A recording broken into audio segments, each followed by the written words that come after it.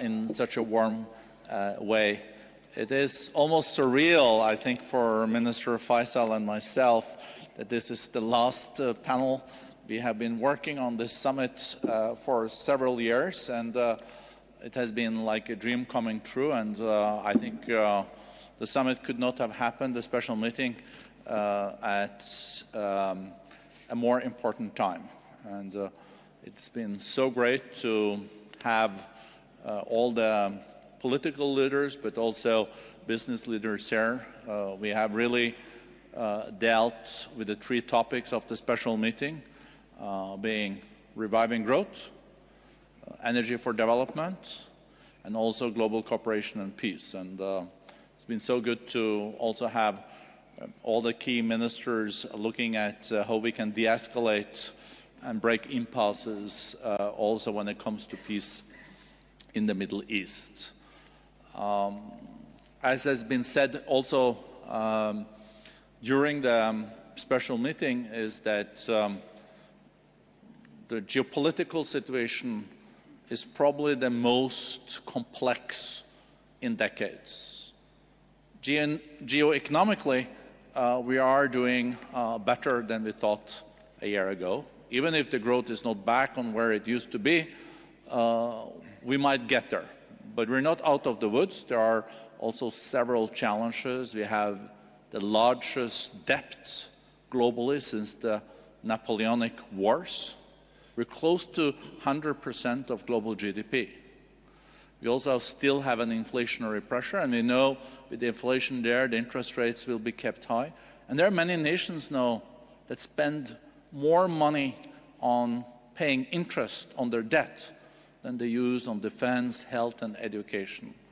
It's also a stark reminder of how integrated all these challenges are. And I think we have really very privileged to have this great panel with me here this afternoon to close the special meeting.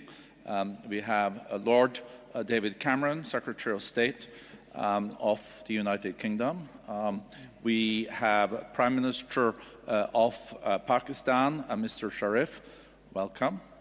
We have Anna Marks, Global Chair of Deloitte. Welcome.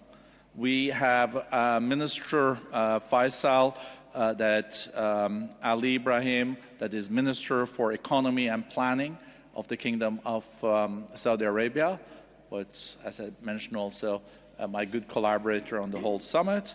And we have Sephane, Bancel, CEO of Moderna. And I think after the pandemic, we all know about Moderna. So we are much more better equipped to understand the pharmaceuticals than we were a few years ago. So let's get started. Let me start with you, Lord Cameron, on the crisis in the Middle East. We heard from Secretary Blinken that he is going to Israel tomorrow. Hamas has now a proposal from Egypt on their table that is accepted by Israel. It means a ceasefire and also release of hostages. Are you optimistic that Hamas will accept this? If they don't accept it, I guess Israel will go ahead with further escalation on Rafah. If Hamas accepts it, I guess you this afternoon, also among the foreign ministers, will then discuss a path to peace and maybe a two-state solution. Well, thank you, Borge, and thank you for having me on this panel. Yes, I've definitely got an AstraZeneca in here and a Moderna in here, I think, so thank you very much for that. I'm never optimistic about this because it never pays to be optimistic on peace in this very difficult situation. But it does seem to me there is now, let's be frank, a pretty generous offer of, sustained 40-day ceasefire, the release of potentially thousands of Palestinian prisoners in return for the release of these hostages who've now been in captivity for over 200 days. So I hope Hamas do take this deal, and frankly all the pressure in the world, and all the eyes of the world should be on them today, saying, take that deal. It will bring about this stop in the fighting that we all want to see so badly. And let's assume for a second that does happen. That would be a good outcome. But then the most important thing is, how do you build the momentum to turn that stop into the fighting into a permanent, sustained ceasefire and a political process that can bring this conflict to an end? And I think there's a number of things we need to see. We need to see the Palestinian Authority that's now been appointed. We need to see that invested in and supported by others and getting set up in Gaza. We need to see the release of all the hostages, fundamentally. This conflict won't come to an end until all the hostages are released. We need to see a proper political horizon for a two-state solution, so that we can see a future in which there's a secure Palestine alongside a secure Israel. But crucially, this won't work unless the other two conditions are fulfilled, which in my book would be the fact that the people responsible for October the 7th, the Hamas leadership, would have to leave Gaza, and you've got to dismantle the terrorist infrastructure in Gaza. Because fundamentally what this comes down to is, unless you can see two things happening at the same time, we're never going to make progress. And those two things are, you've got to see a political future for the Palestinian people, but you've also, crucially, got to see security for Israel. And those two things have to go together. And I think one of the challenges as we have these meetings here, which is so worthwhile, is to make sure we focus equally on both. Because the Palestinians will only feel secure if they can see the horizon to their own state, and Israel will only feel secure if they can see the concept of a Palestinian state that doesn't threaten their own security. So we're in a better place potentially than we've been for a while, but we really need to see this hostage office accepted and the pause in the fighting, so that we can then create the momentum. And that's the job of the foreign ministers, is to try and create the momentum to turn it into a sustainable, permanent ceasefire. I also raised with Secretary Blinken just an hour ago that many speakers here have said that the lack of a two-state solution is also the origin of a lot of the challenges. So if there was a path towards a two-state solution based on the principles mentioned, it would also, according to these speakers, take a lot of momentum out of, for example, what we're seeing from Iran and their proxies. Well, it takes, I mean, obviously, look, you're never going to bring about peace and stability in the Middle East unless you deal with the question of the future for the Palestinian people. That is right, but I don't think we should be naive and think that all the problems will be solved if that were to happen. You often hear on the BBC and other channels saying, well, there's a variety of conflicts happening here. There's the conflict between Israel and Palestine. There's the potential conflict between Sunni and Shia, between Saudi Arabia and Iran. But I would add there's also a third conflict going on, which is a conflict within Islam between those who want to see Islam as a religion of peace that can exist in all sorts of different states, but in a stable way, and those who have an extremist version of Islam that leads them towards a path of violence. And it is worth, Hamas is not just a body that has been governing a part of Palestine, is also an extremist organization that believes in a very extremist interpretation of Islam, and a particularly violent one as well. So I think there is that issue, and that leads you to the whole issue of Iran. And look, I don't believe, even if there was a Palestinian state created tomorrow, that Iran and its leaders would say, well, that's all fine now, it's all sorted. Iran believes fundamentally in the destruction of Israel as a state. And Iran, through its support for Hamas in Gaza, through its support of the Houthis in Yemen, through its support of Hezbollah in Lebanon, is a force of malign activity in this region, which is deeply destabilizing, deeply troubling, and we do need to have a tougher, more deterrent approach right across the board to what Iran has been doing. And let's take the issue of the Red Sea, because this is about the freedom of navigation, the ability of ships to move through the Suez Canal, to move through the Red Sea. That should be of concern to every country in the world. And I'm proud of the fact that Britain has stood up with America and taken action against the Houthis, because you can't have a situation where an organization is bombing day after day ships of all nationalities, of all types, through a vital sea lane. You have to act to reduce their capacity and to deter them. So I don't believe the problem of Iranian malignant action will go away simply if we solve the Palestinian problem. It will help, but it won't go away, and we shouldn't be naive about that. I think a point from those speakers was probably also that the legitimacy of those proxies would also be dramatically reduced, because that is one of the arguments, for example, from Hamas today, because there is no two-state solution. No, but Hamas, let's be clear, Hamas are not currently in favor of a two-state solution. They are in favor of a no-Israel solution. And so, if we're going to find peace, we have to respect the fact, and I respect the fact, that Israel is a state that has a right to exist, a right to defend itself, a right to secure borders. We're never going to solve this unless, as I said, you have the two things together. A state for the Palestinian people that gives them the dignity of statehood, but guarantees of Israeli security. And I think that is absolutely essential, because otherwise you're just going to have the problem reoccurring in a different way. So, yes, it needs a change of thinking in Israel about the fact they should support a two-state solution because it's fundamentally in their long-term interest, but it also requires a change of thought amongst Palestinians and others about the nature of the future relationship with Israel. Do you see any change in Israel where in favor of a two-state solution? I think at the moment it's very difficult because obviously on October the 7th they suffered the biggest loss of Jewish life in a pogrom since the Holocaust, and you only have to go to those kibbutzes, as I've been, and see how children were shot in front of their parents. An incredible butchery took place.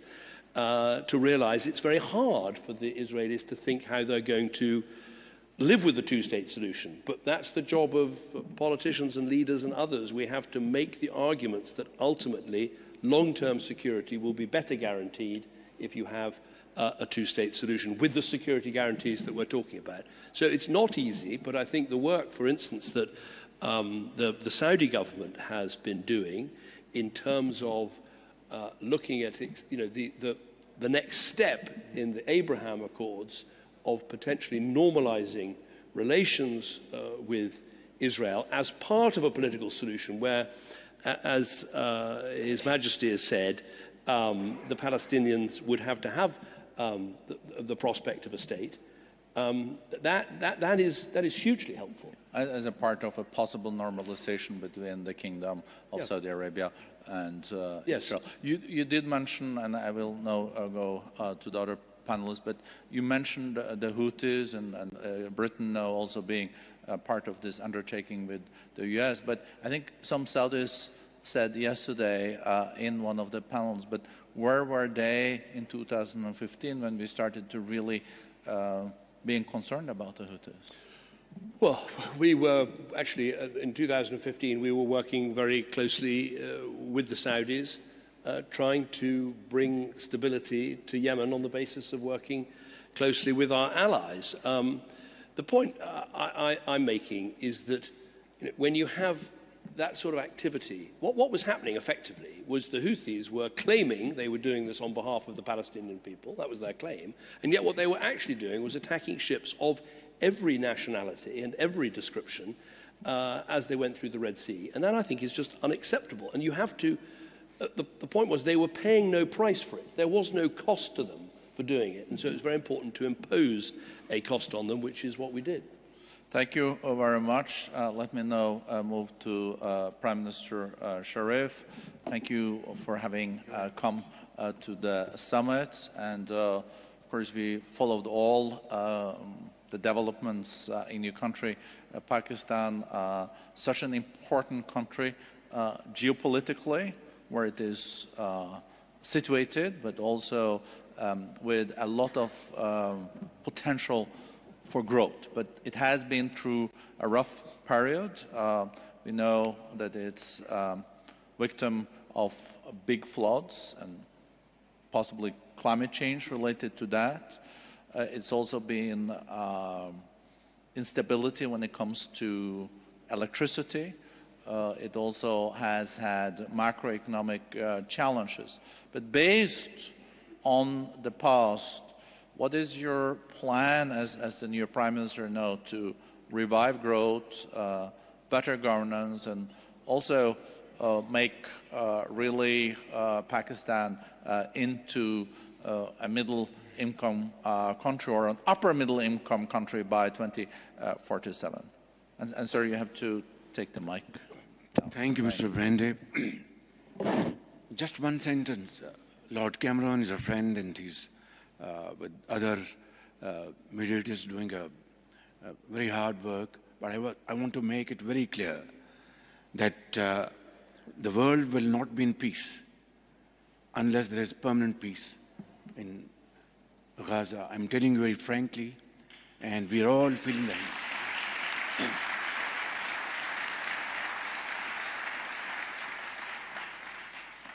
And as if it is not already enough, look at what has Ukraine brought to the world. You know, commodity prices went, skyrocketing. We could not procure vital raw materials for our agri-economy and industrial economy. And on top of that, inflation hitting and breaking the back of developing countries. And then, coupled with that, climate-led devastation in Pakistan in 2022 was something which was unimaginable. And I have to say, in all humility, that Pakistan is one of those countries which has nothing to do with these reasons leading to climate change. Our contribution to emissions is not even a fraction of a percent. And yet, we were devastated like never before. Large swaths of land were submerged. Millions of houses were washed away. Millions of animals. And stagnant water-borne disease spread all over the country. And we had to cough out hundreds of billions of rupees from our own scarce resources to rehabilitate affectees, millions of them, children, under the sky. We're very grateful to all those friendly countries which were very helpful. Saudi Arabia, Britain, and Gulf countries, and of course, the United States of America, and many other countries. But the point at issue is, where you have lost $30 billion in terms of your economic losses, and 100 billion rupees, which is probably $300 million or so, it is just a fraction. And then when we approached international entities in Geneva and in other places, we had to borrow loans at expensive rates. I mean, we were not at fault at all. For no rhyme or reason, our country was hit in a way that in my lifetime, I've never seen this kind of catastrophic situation. And now that we have taken over, I just want to share, ladies and gentlemen, one example.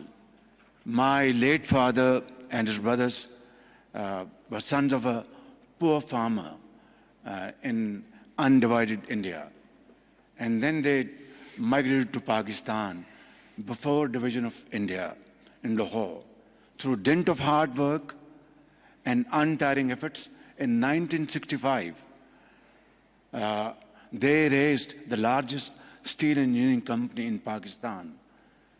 And then on 2nd January 1972, it was nationalized. And there was nothing in their hand to be busy about. Yet, my father and his brothers never lost hope. And they stood up and accepted the challenge. And in the very same government regime, in 18 months, they raised 6 new small factories to avoid further nationalization. Goodness Bank was their banker. They said, come to England, we will give you a lot of opportunities. My father said, no, I was born here and will die here.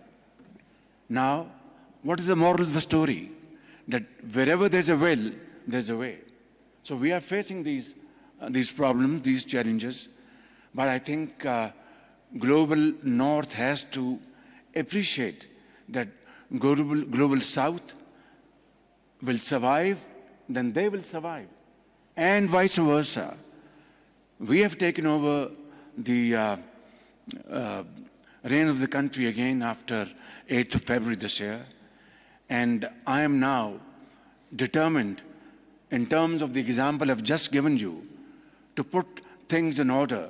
Easier said than done. For example, our power sector is in shambles. I'm being very honest with you.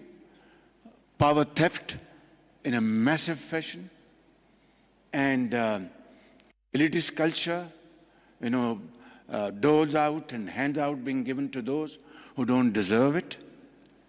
Our revenue sector in tatters. Of what we receive annually, we lose at least 4 times that amount through leakages. And unless we plug these loopholes, we'll never be able to recover from these devastating impacts out of actions of our own, nobody else's. Let me be very clear. And then there's also a problem of inflation and debt trap. I call it death trap. Now, all this put together is a big challenge. I have to acknowledge from the core of my heart the support we have been given and received from Saudi leadership. I think a friend in need is a friend indeed, and we will never be able to repay back to them what they've done to Pakistan in difficult times. My friend, under his watch, DFID has been outstandingly supporting Pakistan in education and health. But the point at issue is that we have to stand on our own feet. Yes. And I know this is possible, difficult, but not impossible. And how? That is the point at issue. We are now going for massive reforms, deep-rooted structural reforms. It'll hit me as Prime Minister. Obviously, I have to provide leadership by example, ladies and gentlemen. Without that, nothing will happen. And then, of course, we have to go for austerity, meaningful austerity, just not for publicity. And 3, we have a very young population. And this young population, which go into hundreds of millions of boys and girls, is a challenge, yet a great opportunity. So we have to provide them with modern tools and technologies, information technology, AI, and other vocational training, to provide them with opportunities to become self-earners, SMEs. And then here in Saudi Arabia, they should come here and open offices and contribute in nation-building efforts here. In Pakistan, promote our agriculture through modern techniques, and of course, providing the farmer with best seeds and fertilizer, and of course, modern tools. My dear friends, ladies and gentlemen, it's a humongous task. It's not an easy task. We have to go for higher exports. For that, we have to have opportunities made available to our exporters. We are a country. We don't have oil. We have gas, but it is on the lower trend, depleting. We have our biggest asset, natural resources, mines and minerals, fertile land, And of course, this youth, which is the biggest asset for Pakistan. And together, I'm not going into details over here, but before I came here, for example, in order to have deep-rooted structural changes, you have to separate black sheep from the white. And before I came here, for the first time in the history of Pakistan, after getting credible input from agencies, I made OSDs, those highest level officers who were not functioning, had a gray record, and I said, come what may, I will not accept any pressure. I will move forward with a sense of purpose, with a sense of achievement, and make Pakistan find its place in Commonwealth of Nations through hard work and untiring efforts. Thank you. Thank you.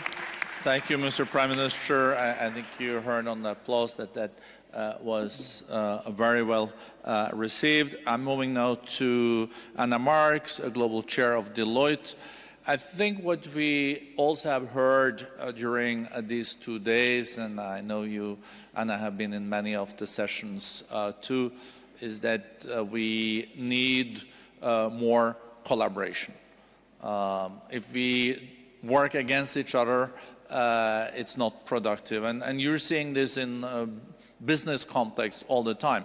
How can we collaborate better to meet the targets we have set, being sustainability, being inclusion? So I know you have some thoughts on this. Well, thank you. And your mic. I think I would know after watching the previous two speakers and after dealing with remote working for quite some time during the pandemic. Thank you for the question, and thank you for the World Economic Forum and the Kingdom of Saudi Arabia for convening and hosting this special meeting. It has been a fantastic couple of days, and it has been inspiring to hear the openness, the enthusiasm, the acknowledgement, the optimism, despite the complexities, some of which we've heard just now. And you talk about collaboration and how is collaboration important, particularly when we look at inclusive growth, sustainable growth, growth that means that we can grow in a way that's fair and proportionate across societies, across geographies. And we can't do that without collaboration. And if we just pause on what we mean by collaboration, because actually these meetings are a great forum for debate and discussion and to start to collaborate. But that's very, very different from cooperation. And we hear about cooperation, but really all that is about assigning each other different tasks, working alongside each other, and ensuring that what I do doesn't disrupt what you do. Collaboration is different. Collaboration is convening and creating a common goal, a common vision, and building the activities together and executing those activities together to reach that goal. And that's true collaboration. And given the complexities we're facing globally right now, much of which has been debated and discussed over the last couple of days, it's very easy to see and to feel that there's an increase in invisible and visible barriers to collaboration. And I'd encourage us all to look for where we can collaborate, because without collaborating, we can't achieve our goals of truly inclusive growth. And maybe if I just give one example to bring it to life. If we think about the sustainability aspect, you mentioned sustainability, and we talk about the importance of sustainable aviation fuel. Sustainable aviation fuel could have a significant impact on our ambitions around carbon emission reduction. And the International Air Transport Association talks about sustainable aviation fuel probably contributing around 65% or so of the solution to achieve the net zero goals set out for 2050. It's that important. But it's nascent, it's expensive, it's going to take time to produce the production facilities, the raw materials. If we allow this to continue, And if we operate in silos, we won't achieve what we need to achieve, which is to accelerate and to achieve those goals for net zero ambitions. So what we need is collaboration.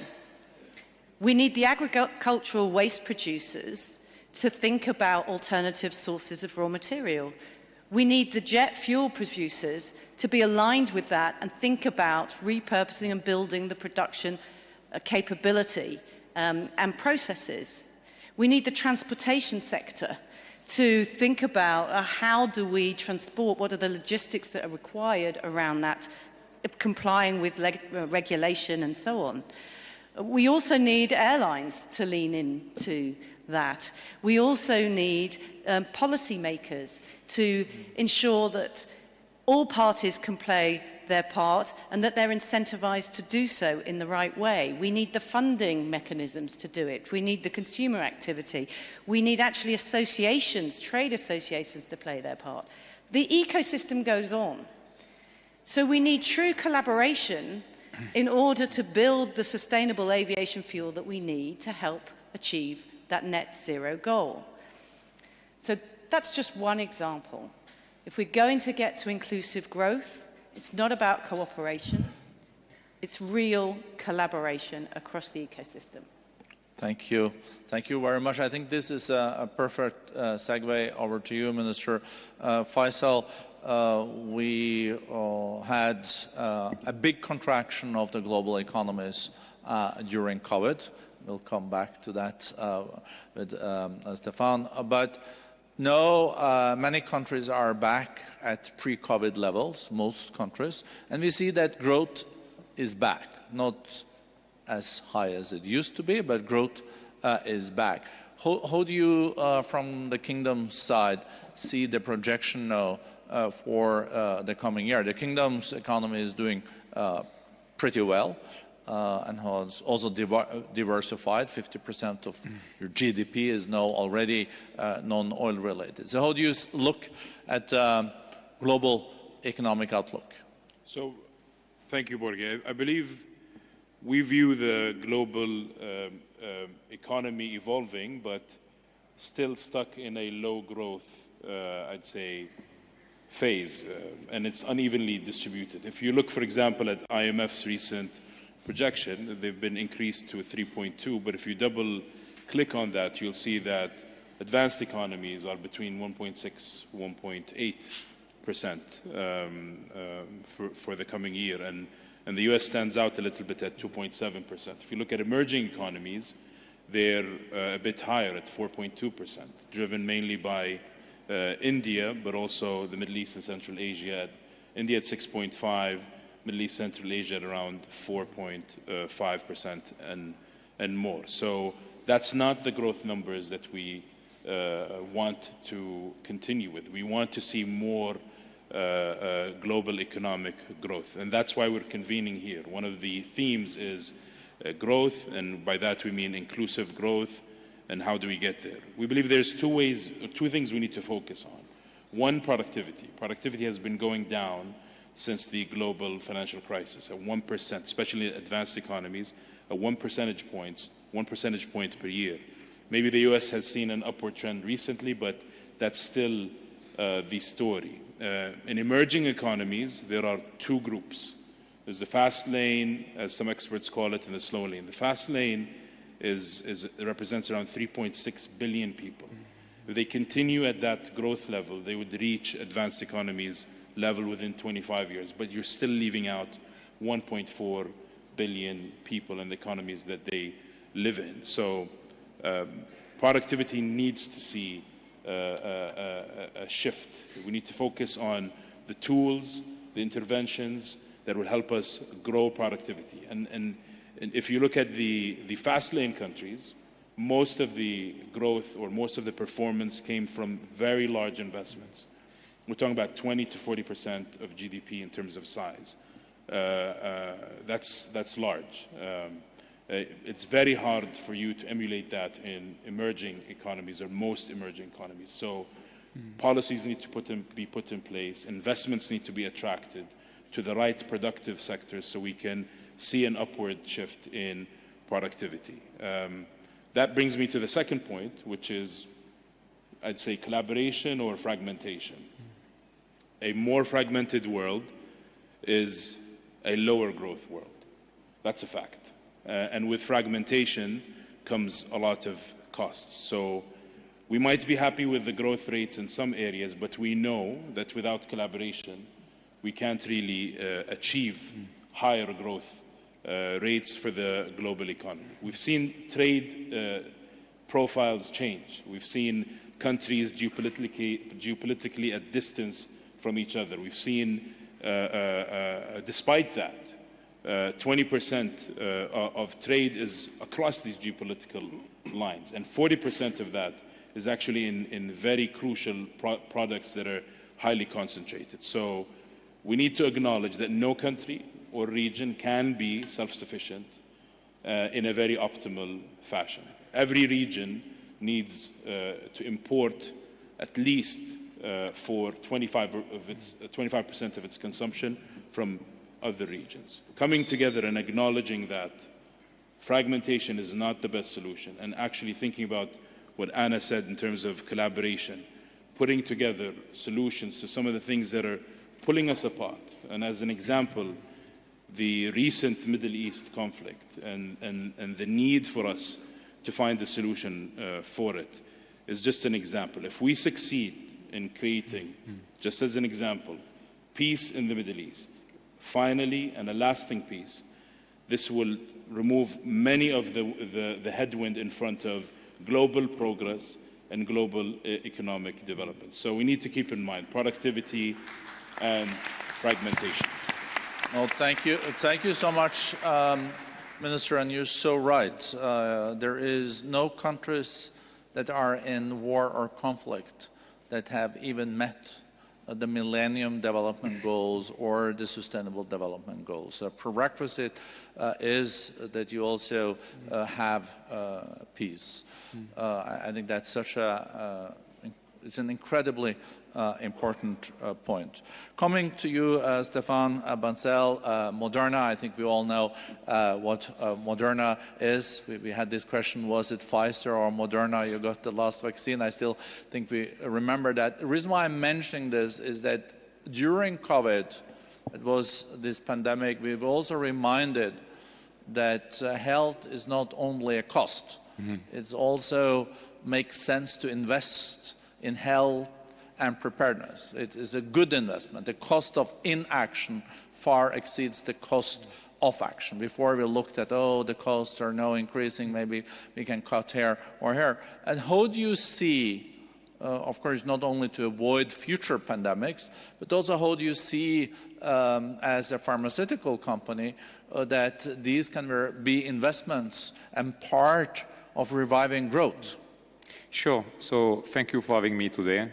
Congratulations to the WEF and to the Kingdom for this great few days, for this special meeting. And it's really exciting to see the change in the Kingdom. I had the chance to come over the last 20 years and to see the dynamism, the optimism, and all the great things happening. Congratulations. So I think too many people, too many policymakers, too many business leaders took healthcare as granted. It was a given. If you take it at a very personal level, if I'm sick, I cannot be a good husband, I cannot be a good father, and also I cannot be a good colleague to my co-workers, and it's true for every one of us. And so health is not a given, and I believe health is never a given. And it's a bit like the environment. That's an analogy I would like to draw here, which I think is important. You know, my wife likes to say, you know, bees don't send invoices. But if we don't have bees anymore, we're all going to be in big trouble. Trees don't send invoices. But if there's no more trees providing oxygen, we're not going to last very, very long. And so I think it's important that we always consider as leaders what is required to enable the prosperity of the people and the growth that is necessary. Just look at long COVID. It is terrible. In the US so far, there has been 16 million people. 16 million people with long COVID, mostly young people in their 20s, their 30s, their 40s. You hear some stories that are horrible. Somebody who used to be able to jog 5 kilometers a day can barely walk now because the lung damage, which is permanent, is very profound. And it's around the world, young people. 4 million Americans out of job right now because of long COVID. Think about the impact it has on them as people, their families, and on the economy. Think about it as the impact on inflation, just having this talented labor pool not available to create value. You know, a lot of time we talk about healthcare, but I would like to propose that we actually talk about healthcare, but it's not healthcare that we are doing as a society. It's sick care. We are mostly taking care of people that are sick. And if you think about it, we have to really invest much more in prevention. What I think is really exciting today is we are every day learning more and more about how our body works. I believe we are just years away, not decades away, years away from understanding most of the functioning of a human body. That is a miracle in the history of humanity, us on the planet. For hundreds and thousands of years, we had no idea how the body was working. Until recently, we used to bleed people when they were sick, trying to help them, right? So think about the world where we can use that knowledge to help people not get sick. That's how we're going to really help a lot of people across the world, including people, of course, in low-income countries. And I think that's the solution. You know, too many times I talk with public health leaders, and as you say, we talk about vaccine and we talk about cost. Vaccine is one of the best, if not the best, return on invested healthcare dollar. So we should really think about how do we prevent people from getting sick. The world will be much better, and all of us can enjoy a great life versus taking care of people who are already sick. I think that was a very important message, and I will not forget what you said, or your wife said about the bees are not sending invoices or the trees, but they're doing a very important job. And also, what we're doing today is sick care and not health care. How can we also do more preventive? I was hit by COVID thrice, but my lungs are fine. So I'm glad. But I thought that number of Americans with 16 million with long COVID, it was a staggering number. But we don't want to be at the end of the panel, because I'm seeing the clock is really ticking up there. You can see it, but it tells us that we have to land. But I don't want to end on a negative note either. So I was thinking, Sephane, that I just read that Moderna is working on 3 new vaccines. I think they're at trial with the experimental vaccines against new viruses. I guess that's good. Yes, we're actually 28 that are in the clinic right now. Okay. Some will be approved as early as in the next few weeks. But the thing that excites me the most is what we're doing in cancer. We have amazing data in skin cancer. We're working with many regulators to get these to patients as soon as possible.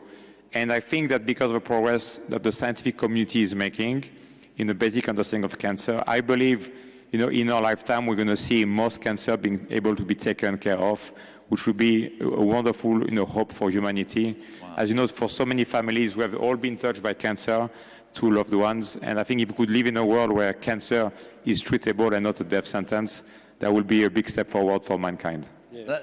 Next decade or in 2 decades? I'm talking years. Again, I'm talking years, and I'm hoping that potentially as early as next year, we will have the first product on the market for cancer. Wow, that's really... I think everyone has had someone, friends or family that has been affected. I think this is also a bit of a segue back to you, Minister Faisal, because I think artificial intelligence also will play an important role in the future of healthcare, I guess also sick care. But artificial intelligence can also respond to what you mentioned about decreased productivity. Productivity is really prosperity. When you can increase productivity, you can pay people higher salaries for doing less, or you can produce higher up in the value chain. I think you have an announcement on artificial intelligence to share with us today. Just as a backdrop, maybe, Borge, and to answer your previous question as well, under Vision 2030, the Kingdom's economic evolution has been moving very robustly. Our non-oil growth, which is what we're very proud of, in 2022, when the Kingdom was the fastest G20 economy in growth, grew at 5.9%, and that momentum is still continuing till today. The IMF projects our non-oil growth to be 5% this year, 5.1% next year. So this is very important for us. Because of our diversification by design, we're moving away from very productive sectors like oil and petchems and financial services, which means there's a pressure on our productivity to decline. Since Vision 2030, that decline has slowed down. But we're looking for more ways to improve productivity because we want to become a productivity-led economic growth story, not just a resource-led one. And that has led us to prioritize research, development, and innovation, human capital development outcomes, and investments in technology. More recently, focusing on artificial intelligence as well. As a user, the government is one of the most active governments in terms of looking at a lot of policy areas and problems and trying to answer them, but also the private sector, as an investor, but also as a platform for others to participate in. And because of that, and because of what we said earlier, the importance of this kind of technology being inclusive. If it's inclusive, this means it can create growth avenues in the lesser developed countries, if we focus on inclusivity. So we're very proud to be joining the AI Global Alliance that's been launched by the World Economic Forum. The Kingdom will be joining this alliance as of now. And we're also very much excited about working with the Forum on this new initiative called Inclusive AI for Growth and Development. That's one way the Kingdom will push the needle on the need for global governance when it comes to artificial intelligence, but also making sure this technology is inclusive for optimal global growth outcomes. Bravo. No, thank you. Thank you very much, and I think we then will be working together to make sure that AI can work in the interest of humankind. You know, the World Economic Forum is a Swiss-based international organization, so I learned when I started at the forum that you have to be on time. It's the only place is in Switzerland if they start a meeting before the time. If you're arriving at 5 and the meeting was supposed to be at 5 and there were critical mass, they would just have started. And I see there is 0 time left there. But I also felt the panel was so good, I would have liked to continue. But I learned from being a former speechwriter that you should end when people still want you to continue, because that's mainly not the case when it comes to politicians. You know, you want them to land. So I think this panel has been a great panel. I would also like to use this unique opportunity when we are at the end of this summit, the special meeting that has meant a lot to the World Economic Forum. It's our first time in the Kingdom in our 55 years history. It's incredible the changes that are taking place here. Also the cooperation with the Kingdom, with Minister Faisal, but I see also many of the other ministers that we work so closely with, and also under the patronage of His Royal Highness the Crown Prince, has been incredible. So we feel that this has been a highlight in a world where we need, as Anna also said, to collaborate. More dialogue is needed, and we have had 92 different nationalities, nations represented here. I would also like to use this opportunity to thank my teams at the World Economic Forum, together with Minister Faisal. I think they have not really slept that much during the last weeks, and the 2 last nights, I think there has been no sleep, but they're very committed. I'm very thankful for putting all this together, and I think we all aspire, if we are re-invited, to come back to the Kingdom. I would like then to introduce, for closing remarks, my colleague, our director for Middle East and North Africa, Maroun Kairouz. Maroun, thank you to you and your team and the teams for the incredible job. Thank you, Borge, for your leadership. Esteemed panelists, thank you and first and foremost, thank all of you for your devoted engagement during the past couple of days for this first meeting in Saudi Arabia, as you said, Borge. The meeting has taken place at a crucial time for the region and for the world against a backdrop of geopolitical fragility. So it was incredibly important that we hold it at this time. At the closing of this meeting, I just want to end on a positive note, as you were saying, and mention some of the concrete outcomes or key discussions that took place during the course of the meeting. First of all, we hosted important dialogues on the geopolitical situation in the region to build trust between key regional and international actors and make progress towards peace against, again, a complicated geopolitical backdrop. Another example is we held similar dialogues with top government officials from key emerging economies, including Malaysia, Turkey, and Mexico, which are pivotal in the global supply on global supply chains in the current geo-economic landscape.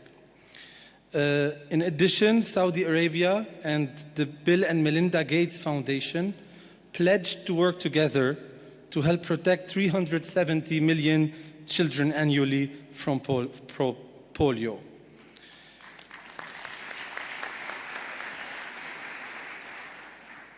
A new forum report was launched that explores how artificial intelligence could revolutionize education systems for educators and students alike, while a new framework will chart a path for governments and employers to expand a global digital workforce.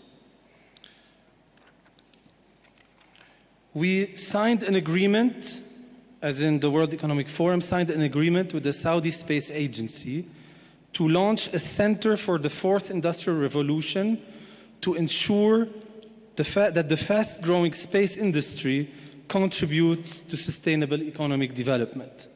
As was just announced by Minister Faisal, Saudi Arabia will join the forum's AI Governance Alliance on Inclusive AI for Growth and Development to identify challenges and solutions to global AI access.